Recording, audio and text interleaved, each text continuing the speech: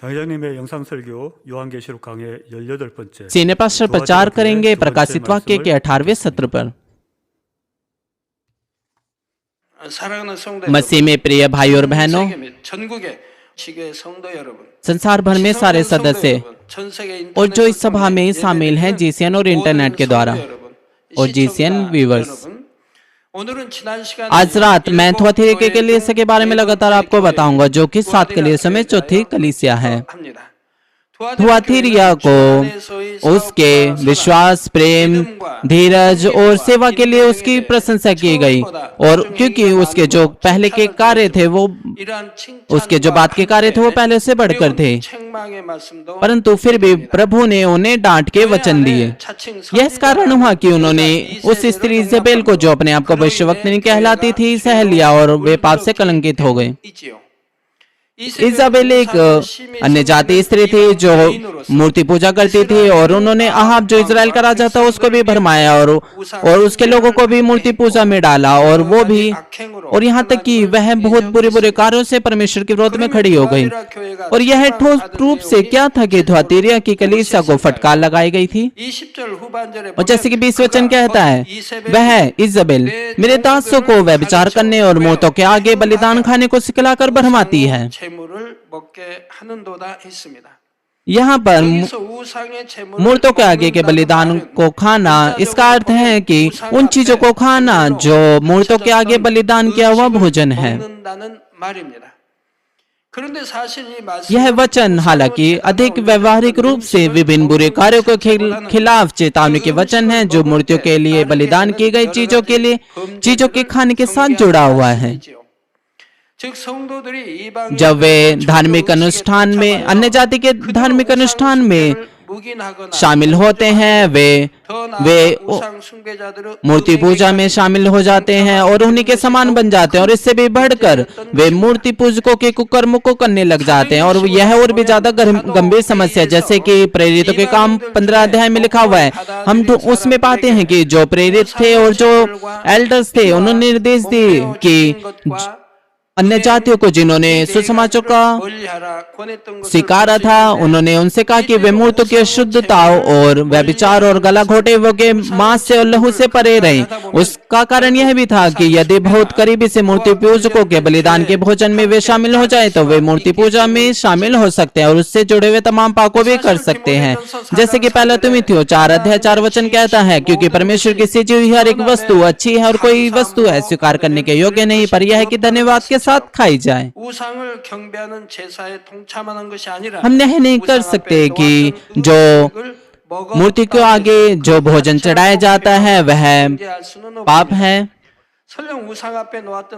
जब तक कि आप उनकी जो मूर्ति पूजा में है भाग ना ले।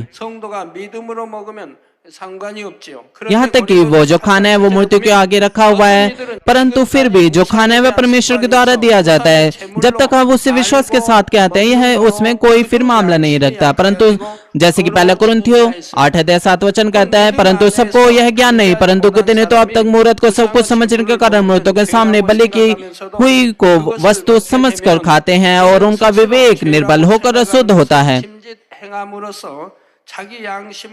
और जैसे कि दूसरे शब्दों में, अगर जिसके पास कम विश्वास है, अगर वह मूर्ति के आगे बलिदान के भोजन खाए, तो फिर अगर वो यह सोचकर खाए कि ये तो पाप है, तो जो उसका विवेक है वह अशुद्ध हो जाता है और फिर वह जानबूझकर उस पाप को करता है। जैसे कि पहला कुरिन्थियों 8 अध्याय 10 पद कहता है, क्योंकि यदि कोई तुच्छ ज्ञानी को मूर्त के मंदिर में भोजन करते देखे, वह निर्बल जन हो, तो क्या उसके विवेक में मूर्त के सामने बलि की वस्तु के खाने का ही आमना हो जाएगा। अगर कोई जिसके पास कम विश्वास है आपको देखे, जिसके पास विश्वास है मूर्ति के मंदिर में आपको खाते हुए, तो क्या वह ये ना सोचेगा, हाँ ये तो ग्रहण योग्य है मूर्ति के आगे चढ़ा हुआ भोजन खाना, क्योंकि आप भी तो खा रहे हैं इसलिए वो भी खा सकता है। तो फिर परंतु सत्य यह है कि जिनके पास कमजोर विश्वास है, वह सत्य को पहचान नहीं पा रहा है, इसलिए वह उसे विश्वास के साथ नहीं खाता है। उसका विवेक जो है वह शुद्ध हो जाता है और वह यहाँ तक कि वह इससे भी गंभीर पापों को कर सकता है मूर्ति पूजा में शामिल होने के द्वारा। इसलिए यहाँ तक कि अगर आपके पास महान विश्वास भी क्यों ना हो, अगर आप मूर्ति के आगे चढ़ा हुआ भोजन खाएं तो आपके भाई जो दूसरे विश्वासी भाई हैं जिनके पास कमजोर विश्वास है तो वह उनके लिए गिरने का कारण बन जाता है। इसलिए यह उचित है कि आप उस भोजन को ना खाएं।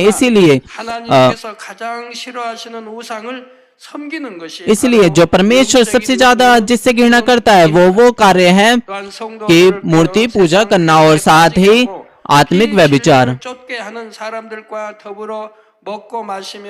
그들의 행위에 동참하는 것이 바로 우상의 제물을 먹는 것이고요. जब थुआथिरा की कलीसिया में जो जिन्होंने इजाबेल को सह लिया और यहाँ तक कि उन्होंने इस आत्मिक व्यभिचार को भी सह लिया और उन लोगों को भी जो कलीसिया में मूर्ति पूजा करते थे, और इसलिए प्रभु ने उनको डांटा। जैसे कि मैंने आपको पिछले संदेश में बताया कि जो पहले जो बुनने वाले के जो संघ थे थुआथिरा की कलीसिया में,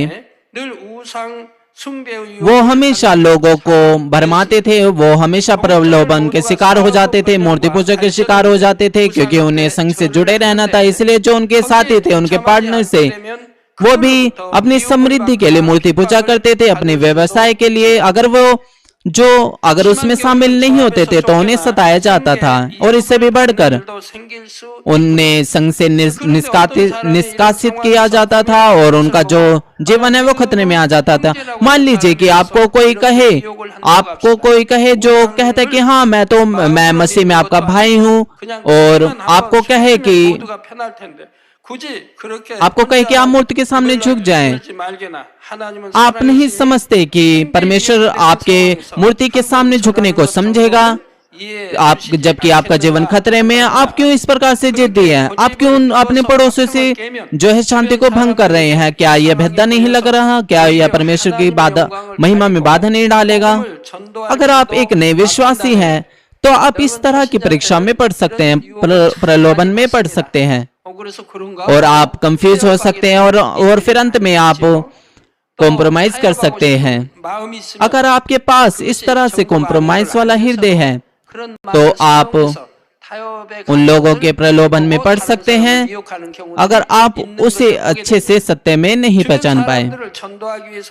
अगर वे परमेश्वर का नाम इस तरह से व्यर्थ लेते हैं तो वो परमेश्वर की इच्छा के विरुद्ध में खड़े हो जाते हैं, और क्योंकि उन्हें अच्छे से सत्य नहीं पता है, इसलिए वे धोखा खा जाते हैं। और यहाँ पर आजकल के दिनों में भी, जैसे कि उदाहरण के रूप में आपके घर या कार्यशालाओं में लोग कहते हैं, वहां पर जहाँ पूजा होती है, आप दूसरों से कह रहे हैं कि मैं क्योंकि मसीह हूँ इसलिए मैं मूर्ति के आगे नहीं झुक सकता। इसलिए कुछ लोग जो हैं वो आपको सता सकते हैं, और यहाँ तक कि अच्छे अच्छे शब्दों से आपको प्रलोभन में डाल सकते हैं। ये तो मूर्ति पूजा नहीं है, ये केवल मैं और आप हैं, ताकि हमारा जो अच्छा रिश्ता बना रहे, ताकि हमारी जो दोस्ती है वो अच्छे से बढ़ पाए। और वे इस तरह से कह सकते हैं कि क्योंकि वो हमारे जो हमारे माता पिता है उनके सामने झुकना ये मूर्ति पूजा नहीं है, यह हमारी अनोखी और लंबी और समय से स्थापित सार्वजनिक नैतिकता है। परंतु ऐसे कुछ परमेश्वर के जन हैं जो इस तरह से सिखाते हैं, तो परमेश्वर क्या कहेगा? 10 आज्ञाओं में परमेश्वर कहता है कि मूर्ति को ना बनाना, ना ही उसकी आराधना करना। जैसे कि पहले कुरिन्थियों 10 अध्याय 20 से 21 पद कहता है, नहीं वरन यह है कि अन्य जाति जो बलिदान करते हैं वे परमेश्वर के लिए नहीं परंतु दुष्ट आत्माओं के लिए बलिदान है।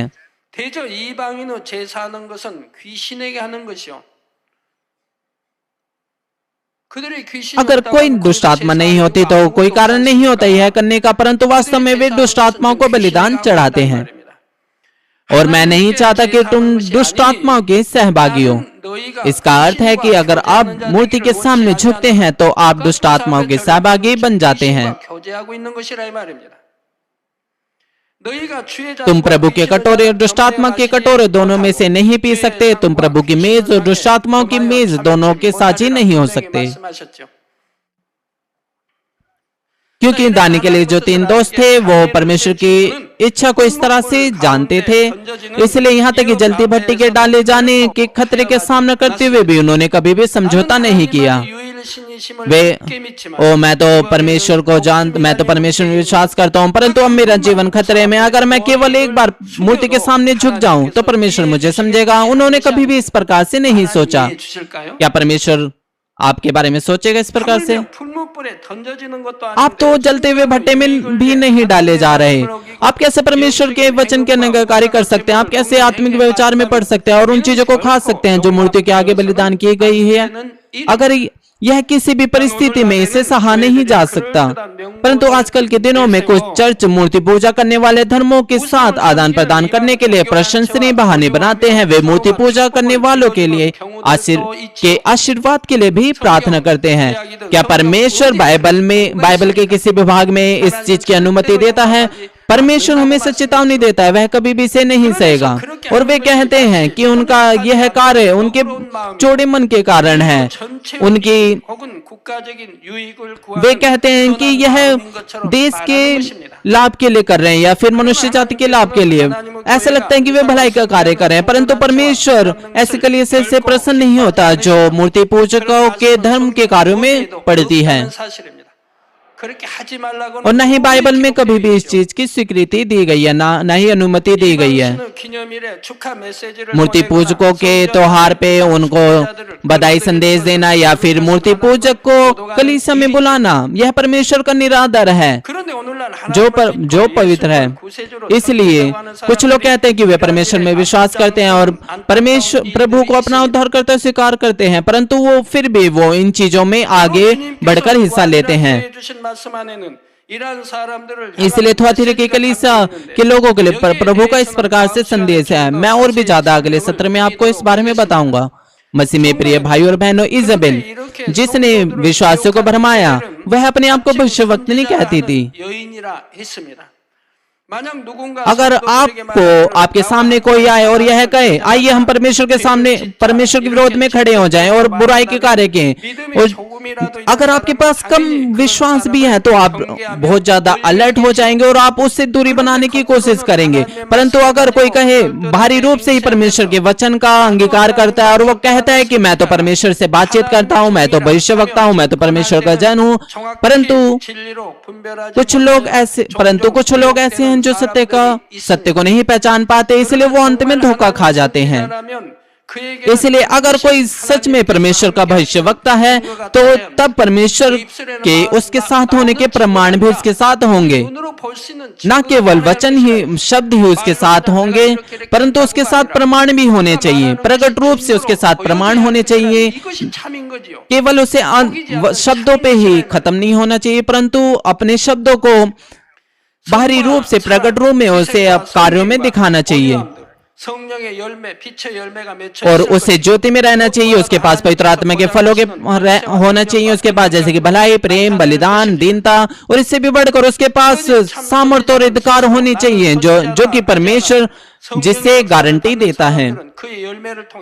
यहाँ तक कि एक सच्चा भविष्यवक्ता अपने आप को भविष्यवक्ता नहीं कहता, परंतु जो पवित्र आत्मा के कार्य के द्वारा चलाए चलते हैं वो उसके कार्य उसके फलों के द्वारा उसे पहचान लेंगे। और इसके विपरीत एक झूठा भविष्यवक्ता अपने आप को भविष्यवक्ता कहता है, जैसे कि इजाबेल है, और अगर आप सत्य के द्वारा उसे पहचान लेंगे तो उसकी असली पहचान उसके सामने आपके सामने आ सकती है। जैसे व्यवस्था विवरण 18:22 पद कहता है, तो पहचान यह है कि जब कोई नबी यहोवा के नाम से तुमसे कहे, तब यदि वह वचन न घटे न पूरा हो तो वह वचन यहोवा का कहा हुआ नहीं है, परंतु उस नबी ने वह बात अभिमान करके कही है तो उसे भय न खाना। और इससे भी बढ़कर जो झूठे भविष्यवक्ता हैं, जो अपने आप को भविष्यवक्ता कहते हैं, वे दूसरे की निंदा करते हैं, वे बुरे शब्दों को बोलते हैं, दूसरे का न्याय करते हैं, दोष लगाते हैं, अपना ही लाभ देखते हैं झूठ के द्वारा और दूसरों लोगों में दुर्भावना पैदा करते हैं, और कई दुष्ट योजनाओं और चालों के साथ वो दूसरों को, यहाँ तक कि कलीसिया और उसके सदस्यों को भी मुसीबतों में डालते हैं।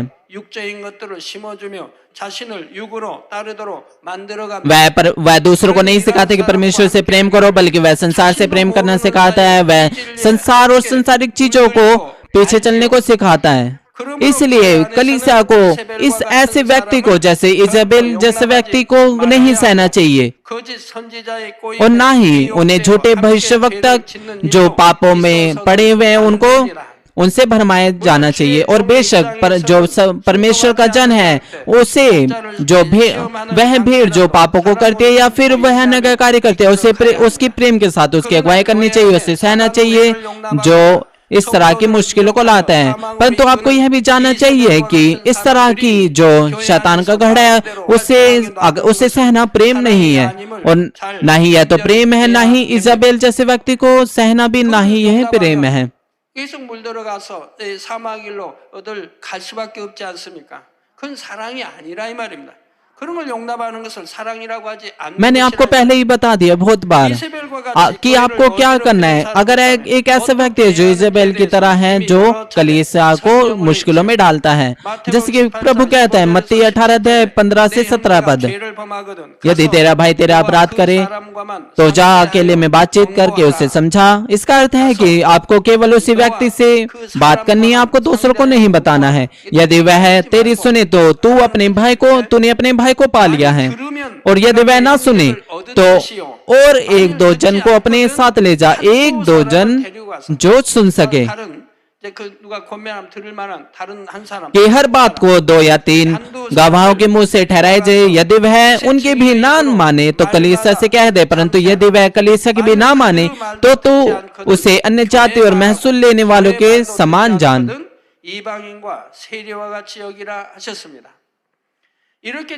आपको इस क्रम का पालन करना चाहिए। जब वह पश्चाताप करता है आपको उसे माफ करना चाहिए और उसके पापों पे पर्दा डालना चाहिए। परंतु जब वह पश्चाताप ना करे और अपनी पीठ फेर दे और अंत तक वैसे ही करता रहे, आपको इस तरह से उसे नहीं छोड़ना चाहिए, क्योंकि वह कलीसिया में बाधा डाल सकता है और परमेश्वर की महिमा को रोक सकता है। कुछ कलीसिया के सदस्य वो पापों को करते हैं, शरीर के कार्यों को करते हैं, जब वे पश्चाताप करते हैं और मुड़ते हैं, और जब उन्हें डांटा जाता है तो वे पश्चाताप करते हैं, वे मन फिराते हैं और वे सत्य में जीवन जीते हैं। परंतु अगर कोई वह सुनने से इनकार करे तो आपको उसे ऐसे ही नहीं छोड़ देना है।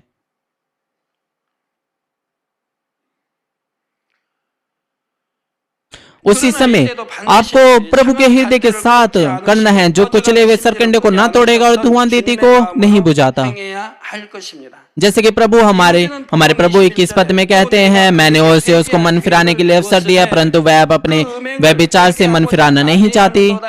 जब कोई व्यक्ति पापों को करता है परमेश्वर की नजर में, तो जो सजा है वह उसी समय उस पर नहीं आती। परमेश्वर सच में उसको उसके पापों के लिए पश्चाताप करने का मौका देता है, या तो वेद से प्रचार के वचन के द्वारा या फिर पवित्र आत्मा के कार्य के द्वारा। परमेश्वर उसे उसके पापों को एहसास करने के लिए उसे मौका देता है ताकि वह पश्चाताप करे और मन फिरा सके।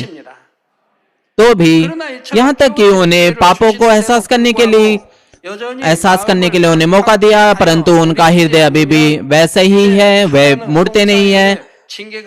और तो जो सजा है वह उन पर आती है, क्योंकि फिर शैतान उन पर दोष लगाता है। और परंतु फिर भी शुरुआत में उन पे बड़ी सजा नहीं आती, उन पर छोटी सजाएं आती है। अगर वो फिर भी ना मुड़े तो और भी ज्यादा गंभीर से गंभीर सजाएं उन पर आती रहती है। यह इसी तरह से जैसे 10 विपत्तियों की तरह जो मिस्र में डाली गई थी। पहले तो वहां छोटी विपत्ति डाली गई, परंतु जब जो फ़ारो है उसने नहीं सुनी, वो और भी ज्यादा जो 10 विपत्तियां उन पर डाली गई, जो कि पहलोटे की मृत्यु है। सबसे पहले जो मिस्र की जो नदियां हैं वो खून में तब्दील हो गई। फिर उसके बाद जो लोग हैं वह इस पानी को नहीं पी सके। फिर उसके बाद मेंढक आ गए और हर जगह जो आग के गोले हैं वो हर जगह फैलने लगे, हर जगह, यहाँ तक कि खानों पे भी वो जो मेंढक है वो उछलने लगे। यहाँ तक कि इस तरह की जो विपत्ति हैं वहां पर डाली गई, फिर भी वो इस तरह की विपत्तियों से नहीं रिकवर कर पाए। पर जो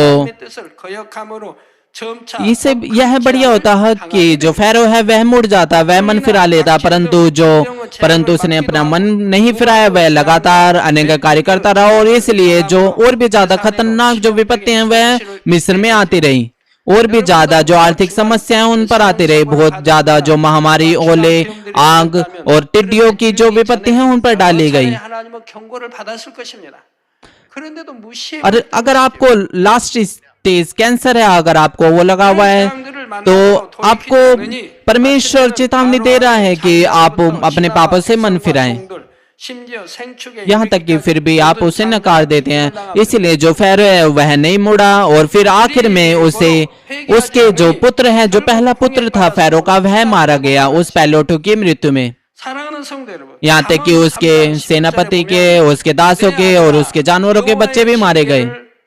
इसलिए नीति वचन 3 अध्याय 11 पद कहते हैं, मेरे पुत्र यहोवा की शिक्षा से ना मुंह ना मोड़ना, जब वह तुझे डांटे तब बुरा ना मानना।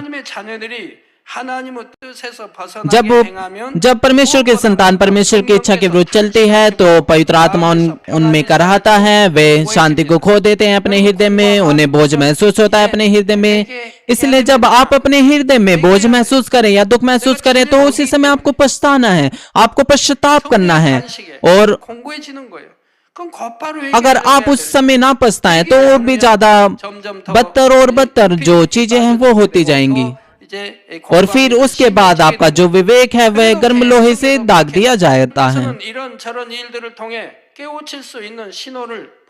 परमेश्वर हमें अलग अलग प्रकार के चिन्ह देता है कि हम एहसास कर सकें अपने पापों को, अपनी गलतियों को। परंतु जब वो इस चीज का एहसास नहीं कर सकते, परमेश्वर उन पर सजा आने देता है। वे उन्हें फिर उन पर सजा आती है, उन्हें या तो बीमारी लगती है या फिर एक्सीडेंट हो जाता है या फिर उनके परिवार में समस्याएं आती है, उनके बिजनेस में उन्हें आर्थिक समस्या आती है। उदाहरण के रूप में कि आपके परिवार के सदस्य या आपके बच्चों को एकदम से बुखार हो गया, उन्हें बीमारी लग गई या फिर उन्हें उनका एक्सीडेंट हो गया, बिना परमेश्वर की सुरक्षा के वो इस प्रकार से उनके साथ हुआ। अगर आप इस तरह से गिर जाएं या फिर आपके पैर में चोट लग जाए, अगर आप पश्चाताप करें, उसी समय अपना मन फिराएं। परंतु अगर आप ऐसा ना करें तो आप लगातार चीजों में पड़ते जाएंगे और भी ज्यादा बद से बदतर चीजें आपके साथ होती जाएंगी और इस तरह की जो मुश्किल हैं वो और भी ज्यादा उठती जाएंगी। आपको क्यों बीमारी लगी, आपको क्यों चोट लगी, आपके परिवार में समस्याएं क्यों पैदा हुई, आपके परिवार में, व्यवसाय में और आपको आर्थिक आशीष क्यों, आर्थिक जो परेशानियां हैं वह क्यों हुई? यह इसीलिए क्योंकि यह परमेश्वर की सजा है, परमेश्वर के प्रेम में, ताकि आप पश्चाताप कर सके। इस जैसे कि बाइबल कहते हैं, यदि वह ताड़ना जिसके भाग्य सब होते हैं तुम्हारी नहीं हुई तो तुम पुत्र नहीं पर व्यभिचार के संतान ठहरे। क्योंकि आप परमेश्वर के संतान हैं, परमेश्वर आपको ताड़ना देता है ताकि आप सत्य से ना मुड़े, इसलिए ताकि आप फिर दोबारा सत्य में जीवन ना जिए।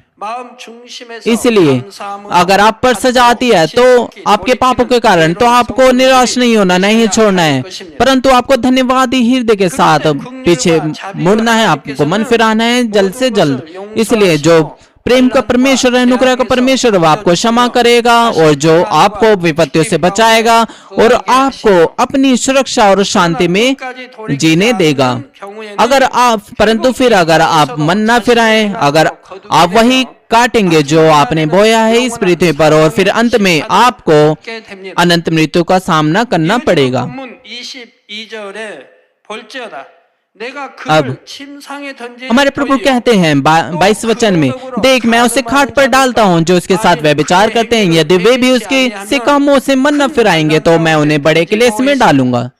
여기서 침상에 던진다는 것은 회개의 기회를 얻고도 돌이키지 않은 악한 자에 대하여 주님께서 심히 진노하심으로, यहाँ पर खाट पर डालने का मतलब का अर्थ है यहाँ कि प्रभु क्रोधित होगा उन दुष्ट व्यक्ति से जिन्होंने अपना मन नहीं फिराया और जिन्हें पश्चाताप का मौका मिला था। इसलिए प्रभु उन्हें खतरनाक जो बहुत ही ज्यादा गंभीर समस्या उनमें डाल देगा। आमतौर पर कहें कि जो बिस्तर होता है, जो खाट होती है, वह लोगों को तो आराम देने का कार्य करती है और लोगों के अंदर इच्छा उत्पन्न करती है कि वे इस पर आराम करे। परंतु यहाँ पर जो आयत में जो खाट है वह आत्मिक रूप से, इसका मतलब यह नहीं कि उन्हें आराम करना है, परंतु यहाँ पर यह वो जगह है जहाँ इजाबेल ने अपने बुरे कार्यों को किया और यह परमेश्वर का निरादर करना है। और कभी कभार ऐसा लगता है कि जो दुष्ट होते हैं वे समृद्धि का आनंद ले रहे हैं और जो सजा है उन पर उसी समय नहीं आती। परंतु कुछ लोग इस प्रकार से कहते हैं कि परमेश्वर अगर जिंदा है तो कैसे वह इन दुष्ट व्यक्तियों को कैसे सह सकता है, वह कैसे उन्हें सह सकता है। वे इस तरह से शिकायत करते हैं। परंतु भजन संहिता 37 अध्याय 1 से 2 पद कहता है, कुकर्मियों के कारण ना कुड़। जैसे कि आप अय्यूब की किताब में पाते हैं कि अय्यूब ने परमेश्वर के विरोध में शिकायत की, या कहते हो कि परमेश्वर दुष्ट को आशीष देता है, अय्यूब जैसे धर्मी व्यक्ति को श्राप देता है। कर्मियों जो कुकर्मी के कारण मत कुड़, कुटिल काम करने वालों के विषय डाल ना कर, क्योंकि वे घास की न्याय झटकट जाते हैं और हरी घास की न्याय मुरझा जाएंगे। और भजन संहिता 37 अध्याय 10 पद कहता है, थोड़े दिन के बीतने पर दुष्ट रहेगा ही नहीं, और तू उसके स्थान को भली बातें देखने पर भी उसको ना पाएगा। जैसे कि लिखा गया है, जो दुष्ट लोग होते हैं, यहाँ तक कि ऐसा लग रहा है कि वे थोड़े समय के लिए समृद्ध हो रहे हैं और ऐसा लग रहा है कि वे बहुत ज्यादा आराम में हैं, परंतु जब वे न्याय का जो परिमाण है उसको पार कर देते हैं, न्याय को पार कर देते हैं, तो उन्हें सजा का सामना करना पड़ता है। परंतु कुछ ऐसा लगता है कि कुछ ऐसे लोग होते हैं कि उन्होंने जीवन भर किसी भी न्याय का सामना नहीं किया, किसी भी सजा का सामना नहीं किया, उन्होंने आनंद से जीवन जिया, परंतु अंत में उन्हें नरक की सजा में डाल दिया जाएगा, जहां पर अनंत मृत्यु की सजा उन्हें दी जाएगी। तो यह समृद्ध होना नहीं हो सकता। इसलिए इजाबेल को, यहाँ पर जो घाट है इजाबेल को, उस पे डाल दिया जाएगा, यहाँ तक कि उन्हें पापों में उन्हें बीमारियों और विपत्तियों में डाल दिया जाएगा। इस तरह के लोगों के लिए प्रभु कहते हैं जो उसके साथ वे विचार करते हैं, यदि वे भी उसके ऐसे कामों से मन न फिराएंगे तो उन्हें बड़े क्लेश में डालोगा। तो यहाँ पर बड़े क्लेश का अर्थ क्या है? इसका बड़े क्लेश का अर्थ है कि वह अंतिम सजा जो नरक में उन्हें दी जाएगी, या फिर 7 साल का महाक्लेश, या फिर जैसे कि एक आदमी का पाप सिर्फ एक व्यक्तिगत आकार का क्लेश नहीं लाता है, यह एक बहुत बड़े परिणाम का क्लेश भी ला सकता है।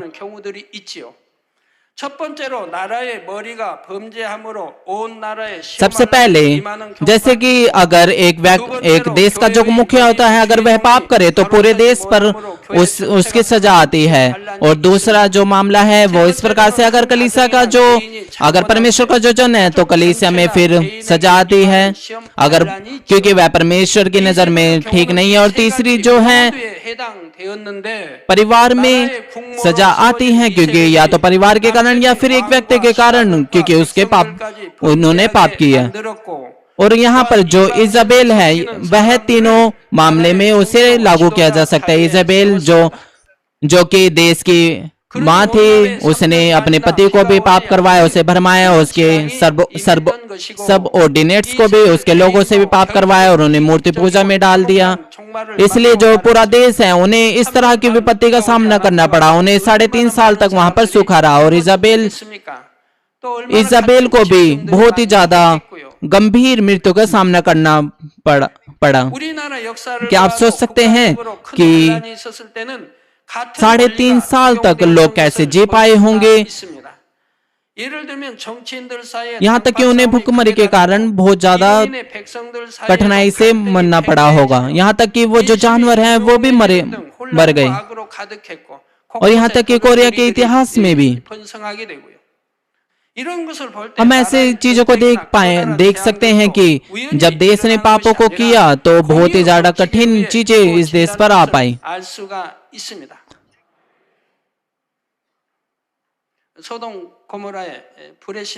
जो सजा है वह अपने आप से नहीं आती, ये सब चीजें वो कानूनों की व्यवस्था है।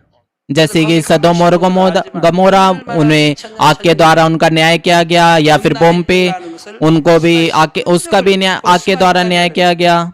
अगर आप कभी भी वहां पर पोम्पे गए हैं, आपने देखा होगा कि वो बहुत ज्यादा, कितना ज्यादा गंदा शहर था, यहाँ तक कि 2000 साल पहले भी। 머리된 사람이 깨어 इसलिए 있고 기도할 때 आपको 그 यह ध्यान में 조직이 रखना 닳는 चाहिए कि 것이며 जितना ज्यादा आपका ऊंचा पद है उतने ही ज्यादा आपके पास जिम्मेदारियां हैं इस संसार में और कलीसिया में भी। 예, 자, 이어지는 इसलिए अगर जो मुख्य अगर वो जागृत है, अगर वह प्रार्थना करता है तो जो उसकी जो ऑर्गेनाइजेशन है वह भी समृद्ध होगी। अगर परीक्षाएं आती हैं तो वह भी उनमें से दूर हो जाएगी। जैसे 23 वचन कहता है, और मैं उसके बच्चों को मार डालूंगा, तब सब कलीसिया जान लेगी कि हृदय और मन का परखने वाला मैं ही हूं, और मैं तुम्हें से हर एक को उसके कामों के अनुसार बदला दूंगा। क्योंकि परमेश्वर हृदय की गहराई को जानता है अपनी धकधकती आंखों के द्वारा, और कोई भी उसे धोखा नहीं दे सकता। और इजाबेल जैसे लोग और जो कोई उसके कार्यों में साथ देते हैं, वो सच निश्चित रूप से उन्हें न्याय का सामना करना पड़ेगा, 그 자녀를 죽이리라는 경계의 말씀도 सजा का सामना करना पड़ेगा न्याय के अनुसार। 징계나 재앙을 말씀합니다. यहाँ पर चेतावनी का वचन कि मैं उसके बच्चों को मार डालूंगा, इसका अर्थ है कि जो सजा और जो क्लेश 아니지요. उन पर न्याय के अनुसार आएंगे। 열매로 남편이나 아내 등 इसका मतलब यह नहीं कि उनके बच्चों पर सजा और या फिर कलेश उन पर आएंगे। यह एक व्यक्ति के पापों के परिमाण के अनुसार या फिर उसके जो प्रिय हैं या फिर उसके पति या फिर पत्नी, उनको सजा का सामना करना पड़ सकता है। और या फिर यह आर्थिक परेशानियां या फिर बीमारियों का कारण बन सकते हैं। 그런데 꼭 이처럼 재앙을 당하고 나서야 आपको केवल परमेश्वर को तभी नहीं ढूंढना चाहिए जब आप बीमारियों का सामना करते हैं या फिर मुश्किलों का सामना करते हैं, परंतु जब आपके पास ऐसा हृदय है अगर जो परमेश्वर की नजर में ठीक नहीं है, तो परमेश्वर अलग अलग प्रकार से आपके जीवन में कार्य करेगा ताकि आप अपने आप को एहसास कर सके। आप वह वचन के द्वारा आपको समझा सकता है, जो वेदी के द्वारा प्रचार किए जाते हैं वह आपको एहसास करा सकता है, आपको योग्य बनाए कि वह आप एहसास करें। और या फिर बाइबल को पढ़ने के द्वारा या फिर संदेशों को सुनने के द्वारा कभी कभार परमेश्वर आपको एहसास कराता है लोगों की फोटो के द्वारा।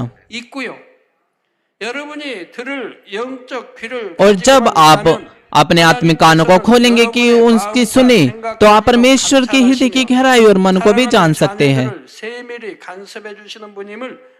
जैसे कि नीति वचन 15 अध्याय 3 वचन कहता है, यहोवा की आंखें सब स्थानों में लगे रहते और वह भले और बुरे दोनों को देखती रहती है।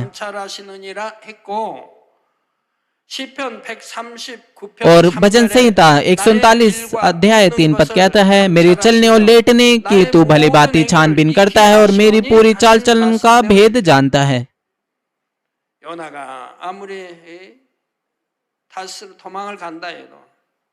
यहाँ तक कि जो योना था वह तार्शीश को भाग गया, और जब वह जहाज में सो रहा था तो परमेश्वर उसे देख रहा था, तब भी उसे देख रहा था। यहाँ तक कि जब वह जहाज के निचले भाग में वह अपने आप को छिपा रहा था, परमेश्वर उसे देख रहा था। इसलिए प्रभु की जो आंखें हैं वह हर जगह है, और वह दुष्ट और बुरे को देखती रहती है, वह भले और बुरे मनुष्यों को देखती रहती है। और यहाँ तक कि वह आपके हृदय और मनों को भी जानता है, वह आपके हर एक कार्य को जानता है, वह पहचानता है।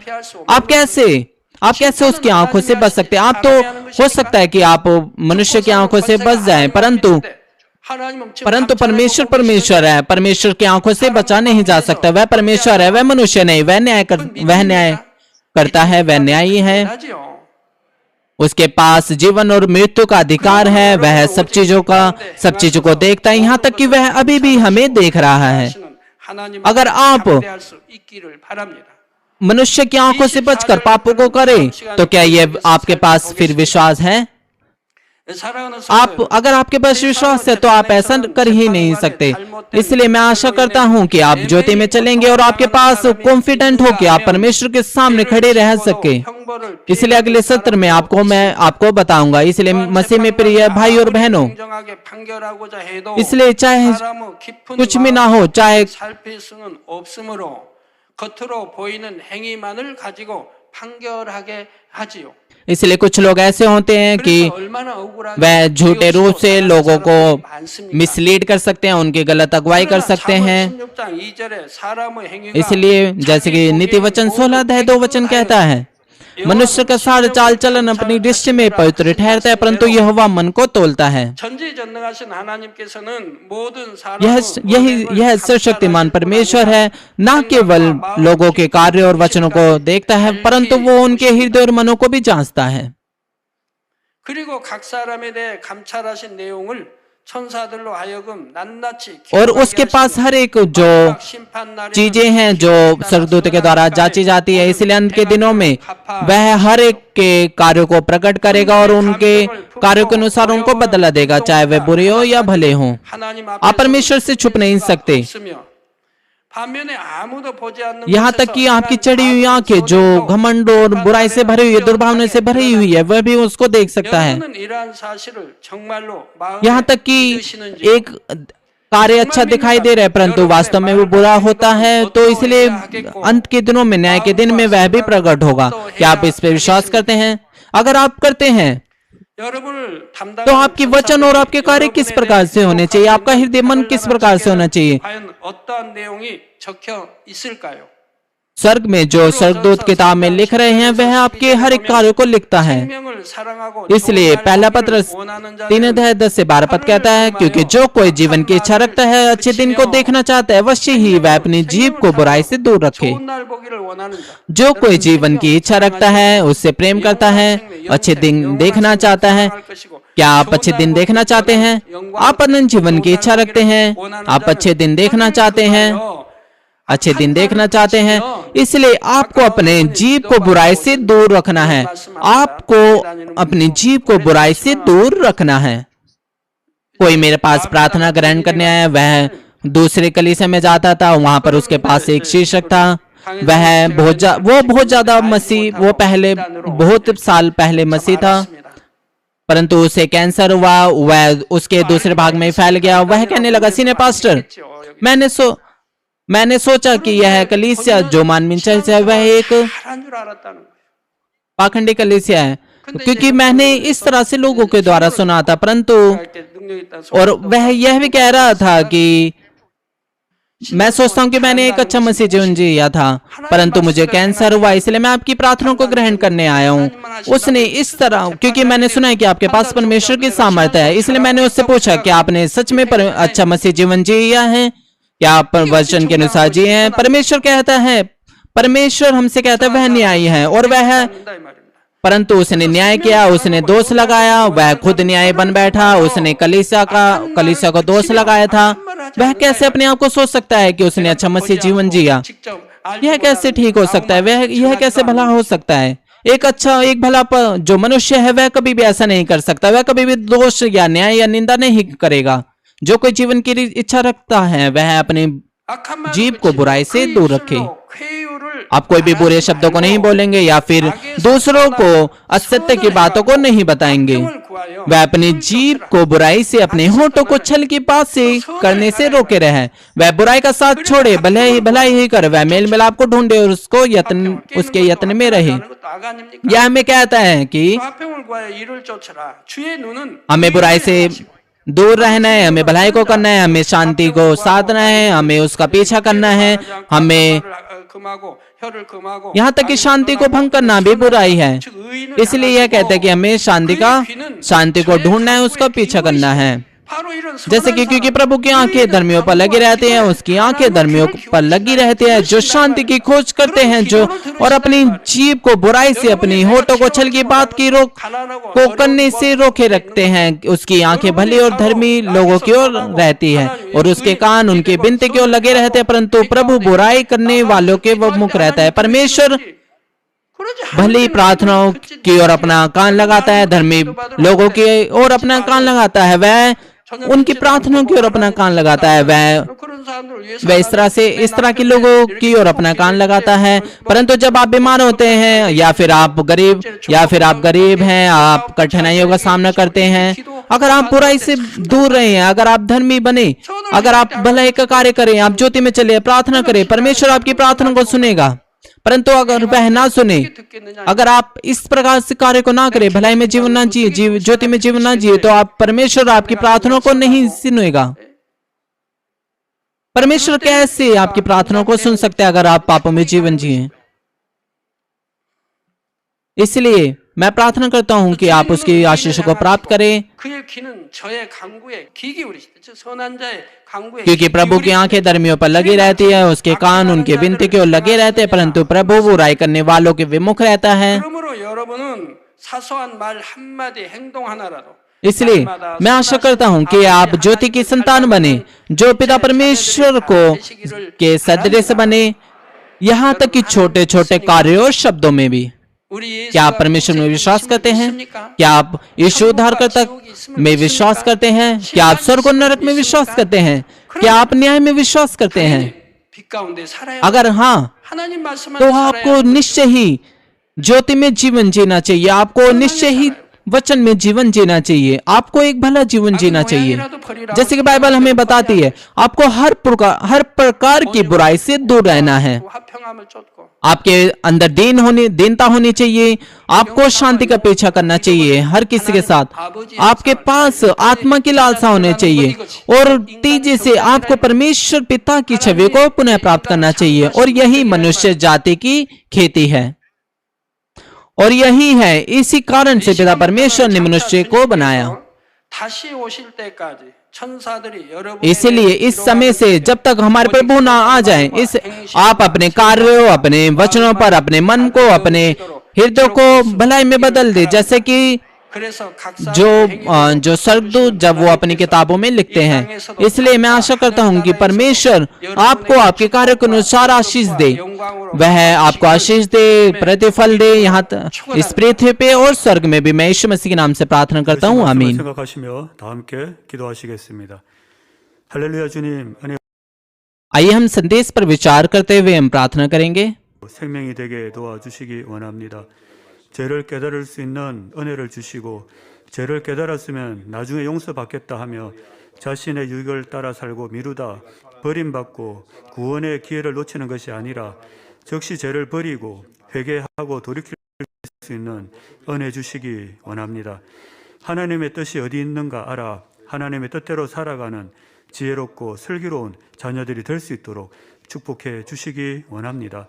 우리 주 예수 그리스도의 이름으로 기도하옵나이다. 아멘. 영상을 통하여 당회장님의 환자를 위한 기도를 받겠습니다. 아픈 곳이나 연약한 곳 위에 손을 얹고 기도 받으시고 아프지 आइए हम सीनियर पास्टर की प्रार्थना को ग्रहण करेंगे बीमारियों के लिए। अगर आप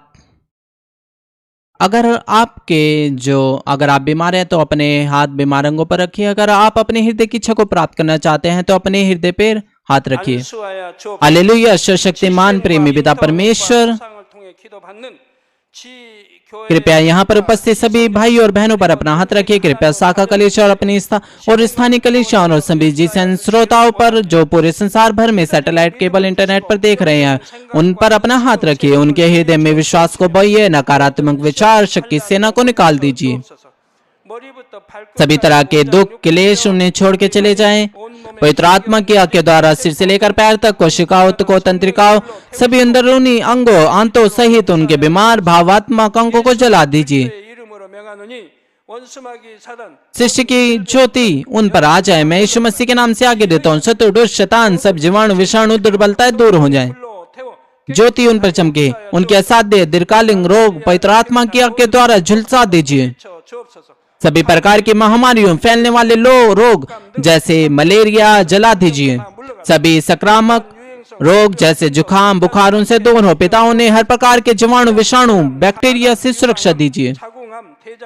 उन्हें सभी प्रकार के कैंसर, पेट के कैंसर, फेफड़े के कैंसर, जिगर के कैंसर, छाती के कैंसर, गर्भ के कैंसर, सभी प्रकार के दूसरे रोग जैसे एड्स, रक्त का कैंसर, दिमागी रक्तघात, उच्च रक्तचाप, धीमा रक्तचाप, फेफड़े के रोग, मधुमेह के रोग, स्त्री रोग, थायराइड के रोग, सभी प्रकार के सूजन और जलन से चंगाई दीजिए। पोलियो, सदमे, गठिया, हार्नियाटिस डिस्क, दूसरे बहुत से रोगों से ठीक कीजिए। सभी प्रकार के दर्द उनसे दूर हों। पेट दर्द, सिर दर्द और मानसिक रोग गायब हो जाए। मिर्गी, स्वलीनता, उदासी, तंत्रिका रोग से प्रकार की बीमारियां दूसरी बीमारियों से आजाद कीजिए। सभी प्रकार के लकवे के रोगों से आजाद कीजिए। वे उठे चले कूदे, कमजोर आंखें ठीक हो जाएं, कान सामान्य हो जाएं, अंधे देखने लगे, बहरे सुनने लगे, गूंगे बोलने लगे। 후유증도 깨끗게 하시고 दुर्घटना के बाद के प्रभाव ठीक हो जाएं, उनकी टूटी हड्डियां ठीक हो जाए, जलन और दहन संवेदना उनसे दूर हो। पिता वहां कोई दाग ना रहे, सभी प्रकार की दवाओं और विष की लत से साफ हो जाए।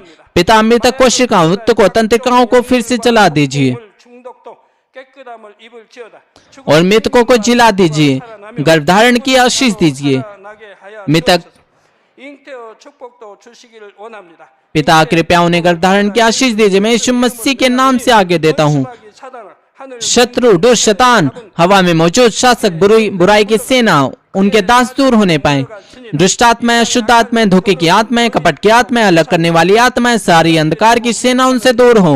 दुष्ट और अंधकार के सारे बंधन खुल जाएं, उनसे दूर हो। ज्योति उन पर चमके। 아버지 하나님 부르짖어 기도할 수 있는 능력을 주시고 पिता परमेश्वर उन्हें प्रार्थना में चिल्लाने की ताकत दीजिए, पापों को निकाल देने के सामर्थ्य के अधिकार दीजिए। वे पवित्र बन जाएं। जैसे उनकी आत्मा समृद्ध होती है, वे अच्छे स्वस्थ में बने रहें। उनके परिवारों में भी सुसमाचार का प्रचार किया जाए। उन्हें सभी प्रकार की दुर्घटना और विपत्तियों से सुरक्षा दीजिए। उन्हें हर चीज में सफल जीवन जीने की आशीष दीजिए। कृपया अपने बच्चों को, उनके घरों, कार्यशालों को पवित्र आत्मा के बारे में स्वर्गीय सेना, स्वर्गदूतों और अपनी धरती की आंखों के द्वारा सुरक्षा दीजिए। विद्यार्थियों को बुद्धि और समझ दीजिए। उनके हृदय अधिक जुनून और पढ़ाई की इच्छा से भर जाएं। संसारिक चीजों से उनके मन, हृदय को दूर रखिए। उनके हृदय में और अधिक जोशीला प्रेम रोपिए। अपने बच्चों को आशीष दीजिए, चाहे वे खाएं पिएं या जो भी कुछ करे, वे सब चीजों में आपके नाम को महिमा देने पाए। वे जीवित परमेश्वर का अंगीकार करें, गवाही दे कि मैं परमेश्वर से मिला हूँ, मैंने परमेश्वर का अनुभव किया है और उससे आशीष से और उत्तर प्राप्त किए हैं। पिता परमेश्वर, आपका धन्यवाद। सारी महिमा केवल आपको मिले। हमारे यीशु मसीह के नाम से मैं प्रार्थना करता हूँ, आमीन। 아멘 찬양.